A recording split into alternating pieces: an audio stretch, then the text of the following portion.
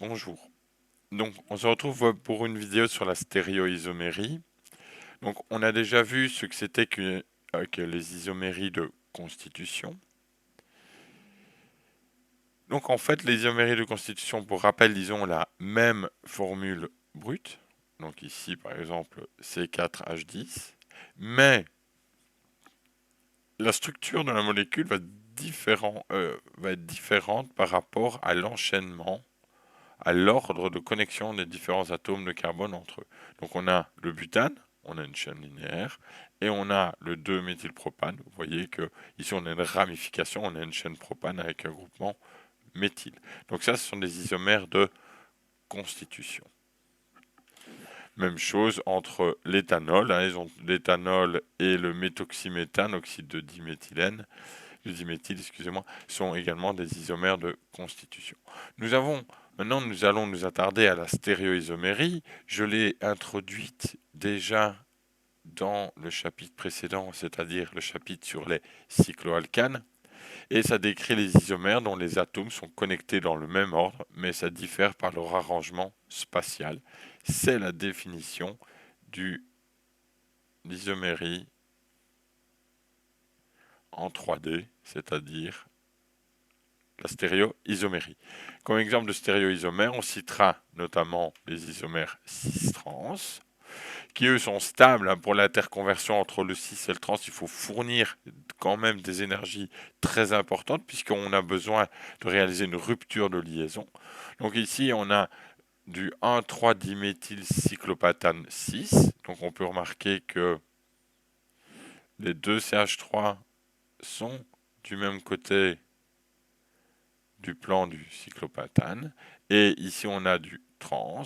Les deux groupements CH3 sont d'un côté et de l'autre du plan euh, produit par le cyclopentane. Alors, on a les rotamères anti et gauche, ça on n'a pas vu. Et on a également une stéréoisomérie avec, ici on a un CH3 équatorial et ici on a un CH3 axial. Ce sont deux stéréoisoméries. Et elles, on les a vues avec les conformations du cyclohexane.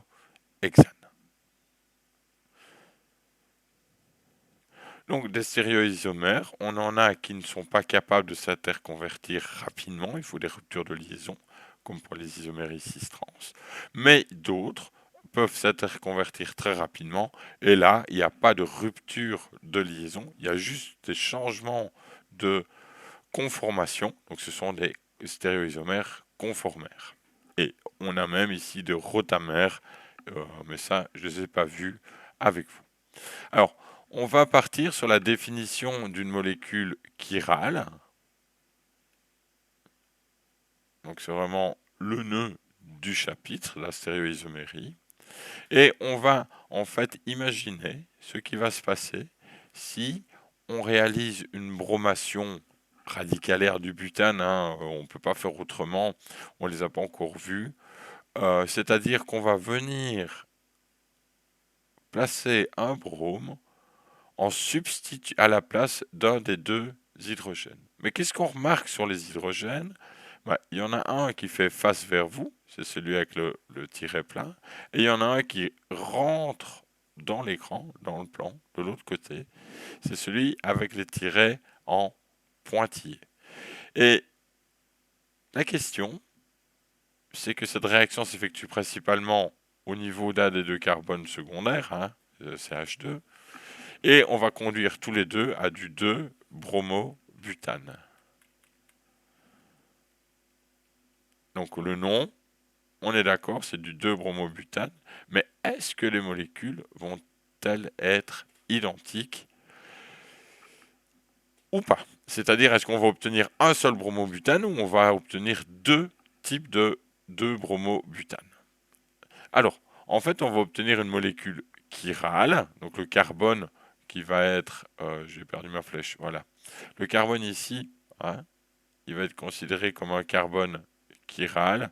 Pourquoi? On va le voir après, mais je vous le dis déjà, parce qu'il a 4 substituants différents connectés à lui, donc hydrogène, brome, méthyle et éthyle, donc 4 substituants différents, et on va dire qu'il est chiral, on le note généralement avec une petite astérisque.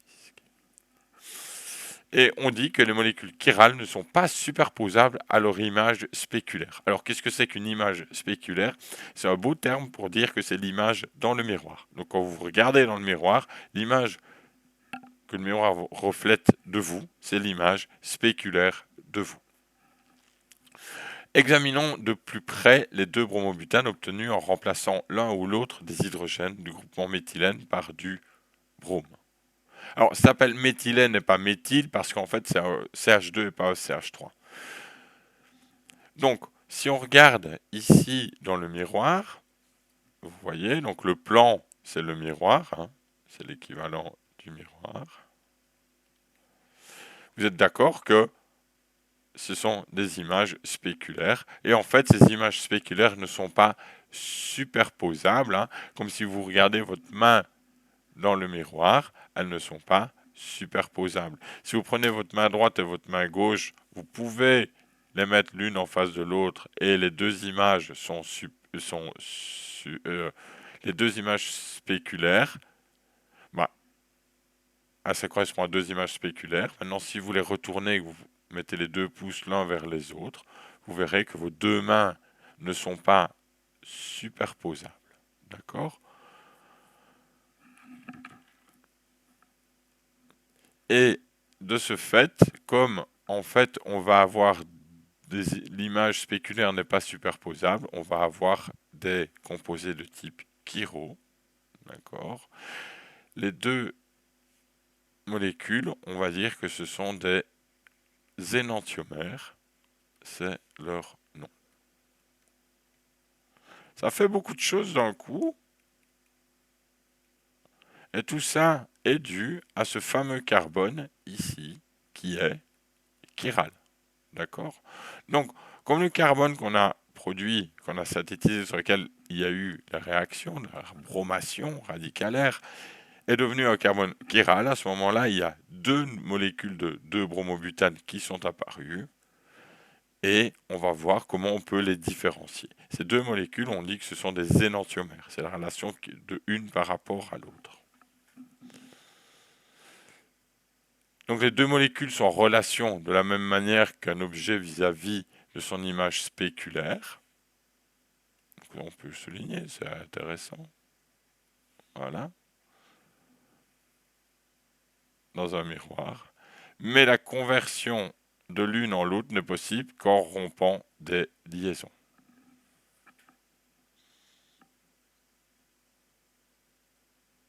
Et ce sont des énantiomères. Alors, les structures qui, elles, sont superposables à leur image spéculaire, donc dans un miroir, sont dites achirales. D'accord? Ça, c'est les définitions. Donc, on a des carbones chiro et achiro. Ça va? On va apprendre à les reconnaître. Déjà, un petit truc, hein. En fait, il faut, pour que le carbone soit chiral, regardez, ici, on a un carbone, je vais le mettre en mauve, on a un carbone chiral, ici. Et qu'est-ce qu'on remarque? Il a 4 substituants différents. Vous voyez?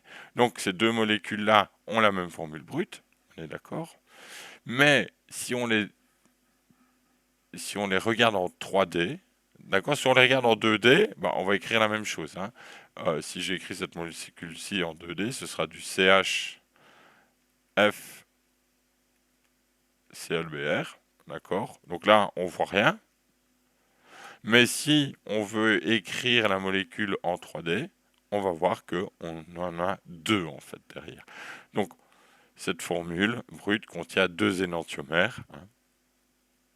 On va les appeler RS après, hein. Ça va. Même chose pour celle-ci, elle est chirale. Pourquoi? 4 substituants différents.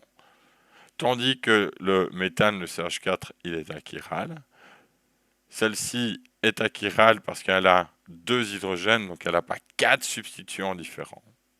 Et celle-ci est bien chirale parce qu'elle a 4 substituants différents. Donc on a un carbone chiral ou un carbone asymétrique. C'est l'autre terme que l'on peut utiliser pour ce type de spécificité. Donc on a un atome symétrique ou un atome chiral. Ou un stéréocentre. Vous voyez, il y a quand même beaucoup de termes pour ça. Hein. Les centres de ce type sont parfois signalés par un astérisque. Ça, on va le voir régulièrement. Et les molécules, ça c'est important, hein, les molécules contenant un stéréocentre sont toujours chirales. Donc pour savoir si la molécule est chirale ou pas, si elle possède, il faut regarder si elle possède un atome asymétrique. Donc on dit que une molécule est chirale si elle possède au moins un carbone asymétrique.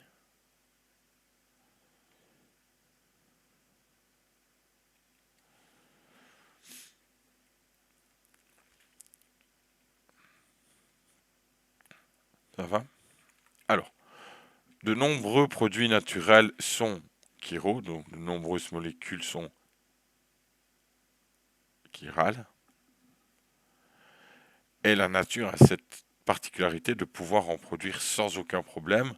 De notre côté, quand on fait des synthèses chimiques, c'est assez compliqué de réaliser des synthèses de type chiral. Alors, dans la nature, on va la retrouver sous un seul énantiomère. Certaines fois, ils vont avoir deux formes. Par exemple, l'alanine, qui est un acide aminé. Ah, maintenant, vous l'avez peut-être vu en biochimie, biologie, biochimie. Et si on prend son énantiomère, c'est de l'acide lactique qui n'est plus du tout un acide aminé. Vous voyez, la différence est quand même importante.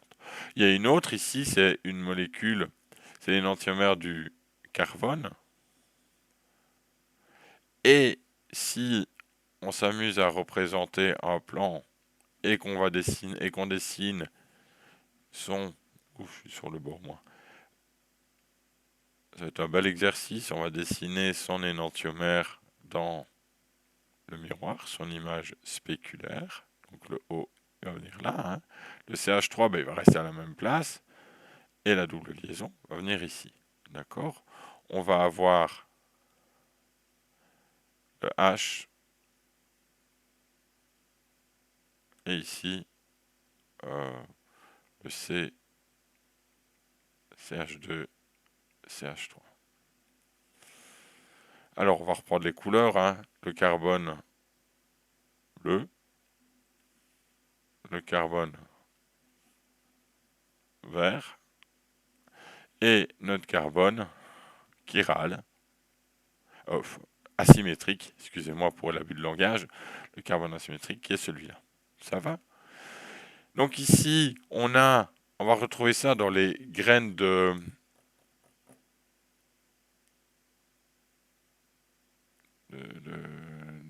fenouil, c'est pas du fenouil, c'est un genre de fenouil. Et dans l'autre, on va retrouver l'odeur de la menthe. Donc ici, on va avoir la menthe, donc odeur de menthe. Et ici, on va avoir une odeur de fenouil. J'ai oublié le terme, ça m'embête. J'ai pas le temps d'aller voir. C'est pas grave. On va dire que c'est pas grave. C'est pas du fenouil. Hein. C'est du cumin. Voilà. Voilà. Allez, carbone, c'est en anglais, hein, je pense. C'est la molécule de carbone, c'est en français aussi. Mais on va le retrouver dans les graines de cumin. Donc, vous le savez très bien, le cumin ne sent pas du tout la même chose que la menthe. Et qu'est-ce qui diffère l'un par rapport à l'autre? C'est juste l'agencement en 3D de la molécule, de la carbone.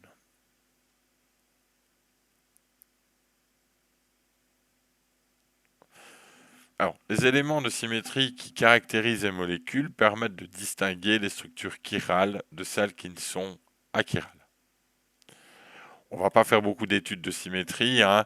Maintenant, on sait bien, il y a des cas où on peut avoir un carbone de type asymétrique et finalement il y a une symétrie dans les molécules, etc.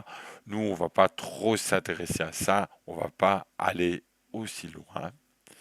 Mais par définition, les molécules chirales ne peuvent pas posséder un plan de symétrie. Donc, bon, le méthane, il en a, le CH4, il en a plein, d'accord?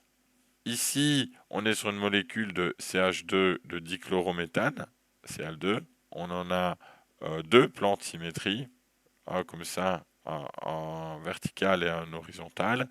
Et dans celle-ci, le chlorobromométhane, on a un plan de symétrie qui est vertical. Et dans celle-ci, on a 4 substituants différents, donc il n'y a pas de plan de symétrie. Donc la molécule est chirale parce qu'elle possède un centre asymétrique ou un stéréocentre. Ça va? Donc voilà, on va rester sur cette définition-là. Comment savoir si la molécule est chirale? Il faut chercher au sein de la molécule un atome de carbone qui possède 4 substituants différents. À ce moment-là, on a un carbone asymétrique et la molécule sera de facto chirale. Ça va? On va faire comme ça, simple et carré, je pense que c'est le mieux. Alors, pour terminer, on va voir les configurations R et S, c'est comme ça qu'on va les appeler, on va pouvoir les reconnaître. Je vais présenter toute la théorie dans la vidéo. Bien entendu, la semaine prochaine, on va faire des exercices ensemble, hein, parce que sinon, ça va pas le faire. Donc, là, il faut vraiment faire un travail d'imagination. Quand vous serez au cours, vous aurez les petits modèles. Ce sera beaucoup plus simple pour savoir si c'est une configuration de type R ou une configuration de type S. Voilà. Alors, en fait, la première chose, il faut que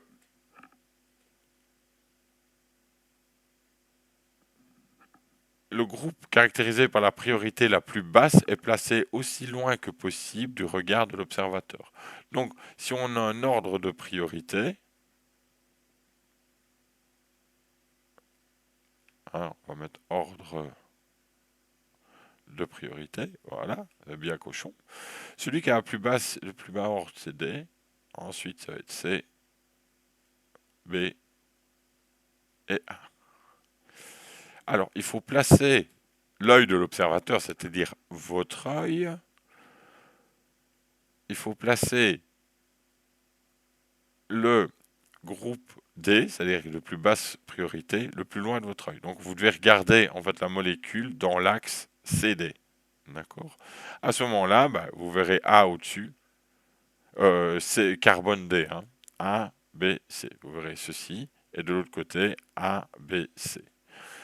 Quand on partant de A, quand on tourne dans le sens inverse des aiguilles d'une montre, on rencontre d'abord B. À ce moment-là, on a une configuration de type S. Quand il faut tourner dans le sens des aiguilles d'une montre pour rencontrer d'abord le groupement B, on a une configuration de type R. Alors, ça va. D'accord? Avec un peu d'habitude, vous arriverez à faire pivoter la molécule. C'est pas toujours évident, hein, il faut de l'habitude. Mais comment savoir qui a la super priorité, qui est A, qui est B, qui est C et qui est D?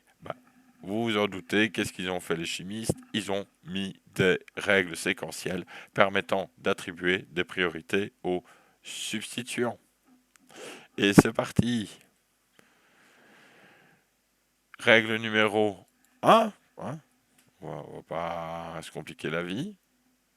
On commence par examiner la nature des atomes qui sont directement attachés au stéréocentre, au carbone asymétrique.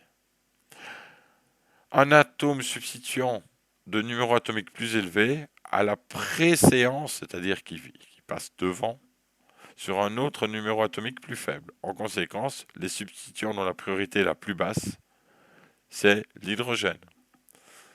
Donc, si on prend l'exemple ici, le numéro atomique de l'hydrogène, c'est 1. Le numéro atomique du carbone, 6, le numéro atomique de brome 35, de l'iode 53. Donc qui a la priorité? L'iode, puisqu'il a le plus haut numéro atomique, ensuite le brome, le carbone et l'hydrogène. Ça va? Donc à ce moment-là, on va faire pivoter la molécule et la regarder dans l'axe carbone-hydrogène, CD, et mettre l'iode au-dessus. Ça va? À ce moment-là, quand on va regarder, on va voir qu'on va devoir tourner dans le sens du sens des aiguilles d'une montre, c'est-à-dire qu'on aura une configuration de type R. Alors, mentalement, schlac, schlac, schlac, paf, BR est à droite, c'est R. Voilà. Mais il faut un petit peu de gymnastique, il faut faire un petit peu de gymnastique mentale. Ça va? Donc, la première règle, elle est facile. Vous verrez les règles, et c'est pas compliqué, c'est assez amusant. Règle numéro 2. Comme on est en chimie organique, il y a quoi? Il n'y a que des carbones. Donc, on va trouver une règle pour différencier ces chaînes de carbone. Si deux substituants ont le même grade, donc c'est-à-dire le même numéro atomique, ce qui arrive souvent, il faut passer à l'élément le long des deux chaînes des deux chaînes jusqu'à ce que l'on atteigne sur l'une d'entre elles par rapport à l'autre un atome dont la nature différente permet une distinction de priorité. Ouf, fatigué d'avoir lu ça. Bon, on va faire un exemple, d'accord? C'est plus simple. En fait, on va analyser les deux chaînes. Donc, par exemple, ici, j'ai mon carbone asymétrique. D'accord? Ici, j'ai mon carbone asymétrique. Je regarde, juste à côté, il a un atome de carbone, un atome de carbone. Ah bah zut, alors c'est la même chose. Qu'est-ce qu'on va faire? Alors, ici, vous le voyez pas bien, hein? Ouf. Ici, c'est hydrogène et ici, c'est hydrogène. Ensuite, on va analyser les liaisons entre le premier carbone et son environnement. Ce carbone-ci, il est lié à un hydrogène et à un carbone et à un autre hydrogène. Lui, il est lié à un hydrogène, même chose, un carbone, même chose, et il a un carbone. Et lui, il a un hydrogène. Pouf! Il a une priorité. D'accord? Il a une priorité supérieure par rapport à l'hydrogène ici. On a trouvé une différence. Ça va? Et dès qu'on trouve une différence, paf, c'est fini. On passe au suivant. Ici, on a, je remets chaque fois dans le contexte, hein, le carbone asymétrique, et on a un hydrogène, et ici, un hydrogène. Nous avons un méthylène, donc un groupement CH2, des deux côtés. Baf, qu'est-ce qu'on fait? On passe au carbone suivant, on ne se démonte pas. Voilà. Sur le carbone suivant, on a hydrogène, carbone, hydrogène, hydrogène, carbone, carbone. Ah c'est lui qui a priorité. Yes. Pourquoi?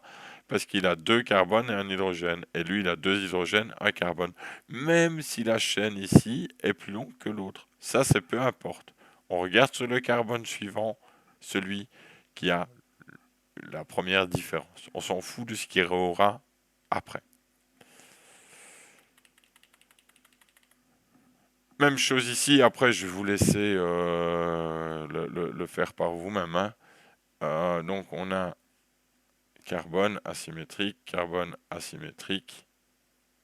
Ici on a deux hydrogènes. Et ici on a un hydrogène et deux carbones.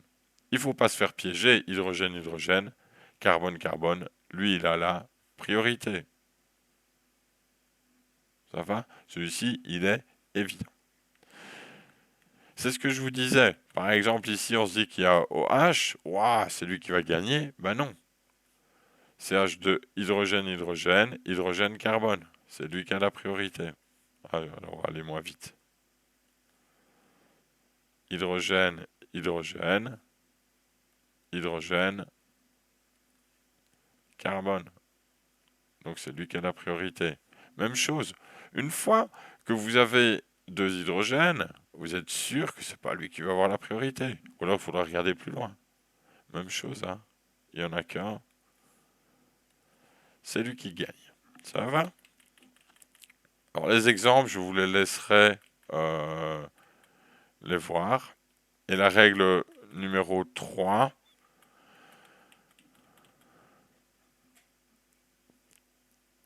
Vous pouvez vous amuser à savoir pourquoi c'est un R et pourquoi c'est un S, hein, par exemple. Ça va? Donc on se met dans l'axe avec le truc. Mais ici, c'est assez facile.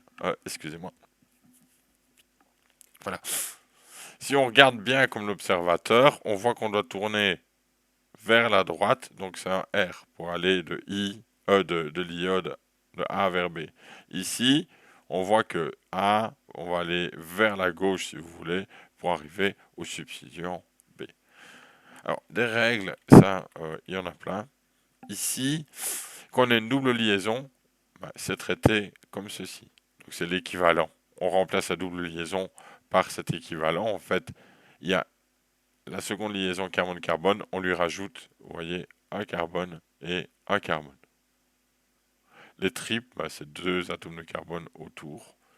La CO, c'est un peu plus embêtant, hein. L'aldéhyde, hein, ici on est sur une aldéhyde, et ici on est sur un acide carboxylique. Je ne vais pas vous embêter avec ça, hein. Donc la règle 3, personnellement, vous n'aurez pas d'exemple avec une règle 3 au cours. Ça va, on est en bachelier biochimie, mais elle existe si vous voulez aller plus loin.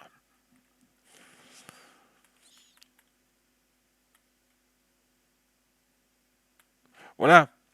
Bon, ça termine cette introduction sur la stéréochimie. Je vous remercie de m'avoir écouté. On se voit jeudi prochain.